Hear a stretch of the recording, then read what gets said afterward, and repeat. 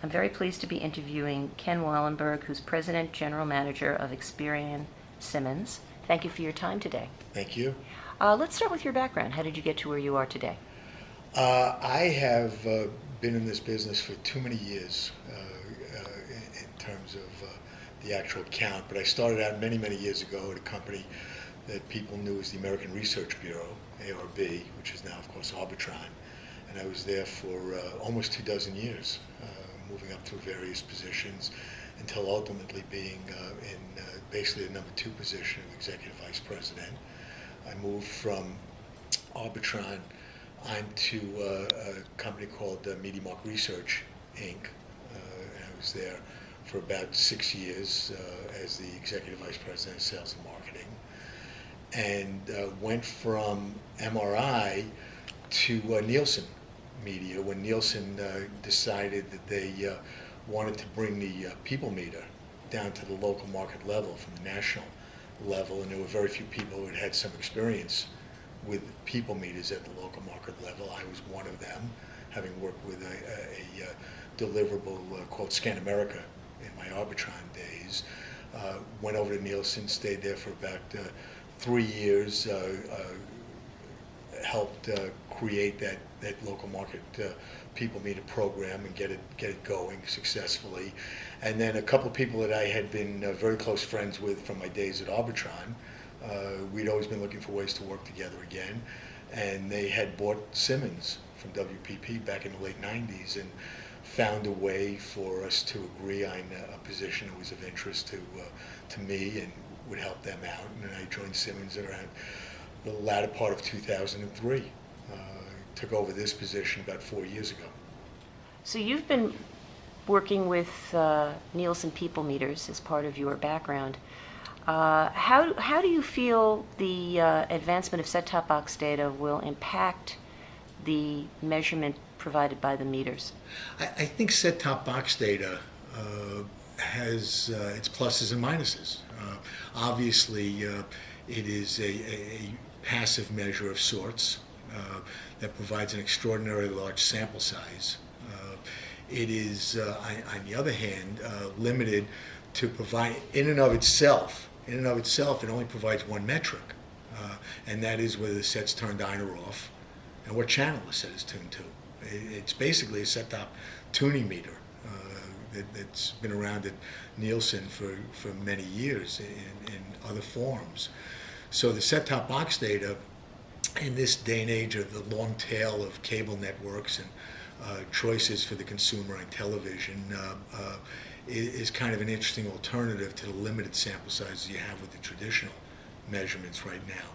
Having said that, the power of the set-top box information and its ability to measure those a multitude of alternative viewing options really comes to life when it is brought together with information such as the Simmons National Consumer Study, which provides a dimension to who it is that might be in the room viewing at that moment in time.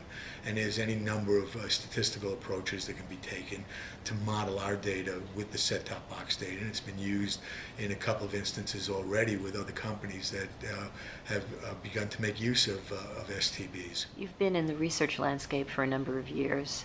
How would you say research has changed from when you first started to where it is today? Well, it's changed in several ways, and some good, and some, I suspect not the best for the marketplace. The approaches that are taken, the technology that's available to us to collect information is light years ahead of the way information was collected way back when. In the days when I began, everything was dependent upon paper diaries in the media research area. And truth be told, the paper diary is probably still the most economical form of mass measurement that exists, but it, as we all know, it has some shortcomings, saying it kindly. So advancements like people meters and personal people meters and passive meters, passive approaches rather, that we're going to take with Connect have really advanced the cause of being able to collect a multitude of information at a very detailed level. At the same time, The search for information, for answers, I suspect that there's probably a little less, how do I put it, demand for quality than there has been in the past. Everybody, we're operating on very short schedules in this world right now, and people are looking for accountability and demanding results as quickly as possible. So there's sometimes some shortcuts taken, not at companies, like Simmons, but people, I would hope would start paying, would continue to pay as close attention as they can to the quality of the information and the quality of the methodology and the quality of the procedures used to gather it, because I think there's been a little bit of a movement away from that over the years. As we move forward, the research is going to evolve in a way that's taking advantage of the desire to really understand results and accountability. It's not enough anymore just to count eyeballs in front of a television set or pages turned in a magazine. It's what did the person do with those results. Everything up until now has been a surrogate for what you really want to do. Women 25 to 45, 25 to 54 rather, is a surrogate for what you really want. Who bought what and why did they buy it? And luckily we're now coming upon ways and means and procedures and technologies that are allowing us to move the surrogates to the side and understand exactly whether the cash register rang or not, or whether my message was received. It's one of the reasons why on Connect we're looking to bring it back within the NCS so that it is a sample of 25,000 and a dependable way of looking at the complete picture of what the person's done. You spoke about a surrogate demographic. Do you think that eventually we'll be getting away from age and gender in terms of the buying and selling model? It really depends on about how sophisticated the complete system is. One of the reasons that you stay with age and sex is that it's very easy to post-analyze it. So one of the challenges with offerings like Connect is how do you carry it all the way through from the planning process to the pre-buy to the buy to the post-analysis. There's an old expression, nobody ever got fired for buying a 30-second spot, trying to reach women 25 to 54. It's a very simple way to proceed.